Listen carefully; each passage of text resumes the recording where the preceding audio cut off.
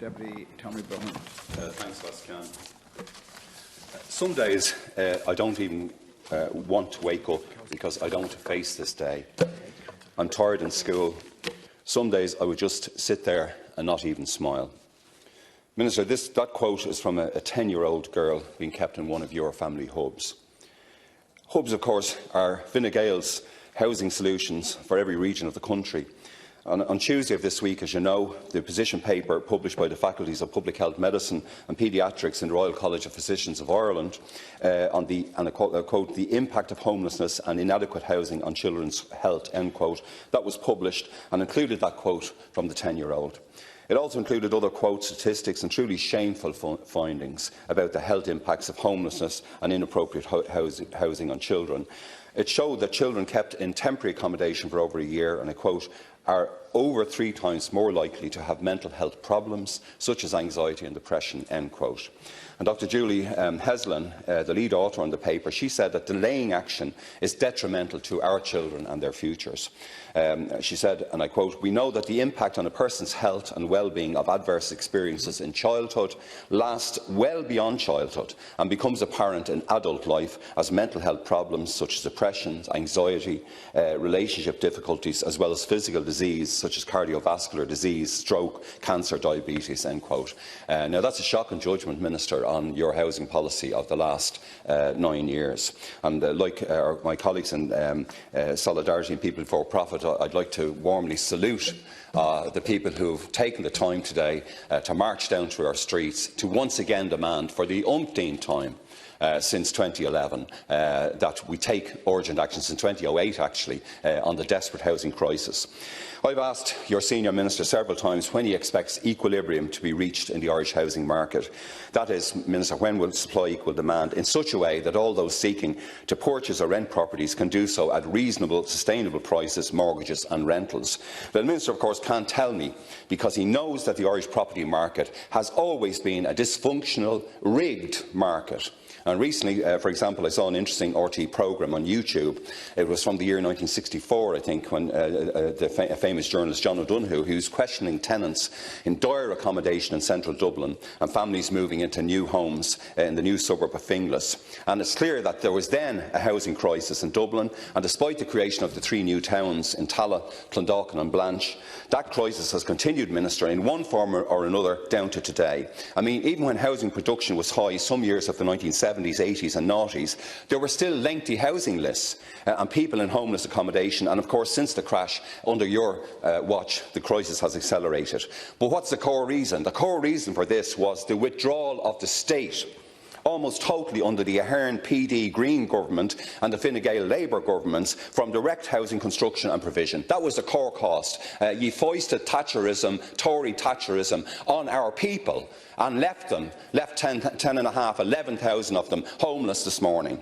The housing needs of our people were left at the mercy of stop-start, land hoarding and massively greedy developers, property and estate agents and landlords. A corrupt industry, a rigged industry, and you sustained it. And of course, very often both of your parties, Fianna Fáil and Fine Gael, you are funded by that industry. We've ended up so with 150,000 families and citizens on housing lists and HAP, RAS tenancies, and with 6,688, just 7,000 homeless adults and almost 4,000 homeless children. That's from the very late October figures, when you wouldn't even give us the stats on what the current situation is. And it's a shocking statistic, as colleagues have said, for the second wealthiest country in Europe. The only one above us in the list, I think, is Luxembourg, and one of the 4 or 5 wealthiest on this planet. It's shameful, Minister, and it's not just Deputy Kate O'Connell that should be apologising over the behaviour of your government in housing and health in particular. Over the years, like colleagues on this side of the House, I've submitted many possible housing solutions to the government in my submissions to public consultations, in my annual pre-budget submissions, and indeed in many speeches and representations. Indeed, I also introduced my own private members, like other colleagues, my private members' bill on a constitutional right to housing, the 39th Amendment of the Constitution, Right to Housing Bill 2019 last can, which is still on the floor. The purpose of the bill, of course, was to begin the process to allow for a referendum to be held for the electorate to decide on the insertion of a right to housing into Article 45 of Broughan na hÉireann. The wording put forward, of course, the state is, I quote, "The state recognises a common good as including the right to adequate and appropriate housing and shall guarantee that right in its laws, policy and prioritisation of resources, with particular regard to children." And with the support, of course, of our OPLA and our library service, which is always excellent, Lascan, we decided to put that wording into Article 45, the Directive Principle of Social Policy, because we thought that even your government might accept that and might run with that bill. And the genesis, of course, comes from the long-standing deep concern over the housing crisis, and in particular the increasing numbers of children experiencing homelessness, especially from 2014-2015. In 2011, for example, there were 641 children experiencing homelessness, and now it's increased under your watch almost 500% to just under 4,000 this year. Without excluding, of course, other cohorts of people experiencing homelessness, the bill I sought to introduce explicitly stated that there must be particular regard to children, given the longer-term impacts of homelessness on them. Now, back in 2015, Minister, 4.5 years ago, I sought a meeting with the Ombudsman for Children because I saw how bad the problem was getting at that time. Young mothers with children coming into my office, into my mobile clinic, shaken with fear at the prospects of being evicted and the prospects of being absolutely homeless. So I met the Ombudsman for Children, Dr Dáil, back in the summer of 2015, and I complained to him about the treatment of homeless children. I met with the Children's Rights Alliance before they travelled to the UN and submitted the third and fourth combined parallel report to the United Nations Committee on the Rights of the Child to highlight at the United Nations our treatment, the treatment by your government, by Fianna Fáil and Fine Gael in particular, of the homeless children of this country. And of course, like other deputies, I always link in with the CEOs of Dublin City Council, of Fingal County Council, my two county councils, other local housing officials, about any kind of vacancies, about coming projects. And of course, at the moment, Minister, the projects are like sort of swimming in treacle. They're so slow. We have sites that were to be built on, for example, for DCC Direct Bill. The building was to start, as Deputy Mitchell would know, it was to start in the summer of 2017. It's only got started a few months ago at Burnell, in the north fringe of our constituency.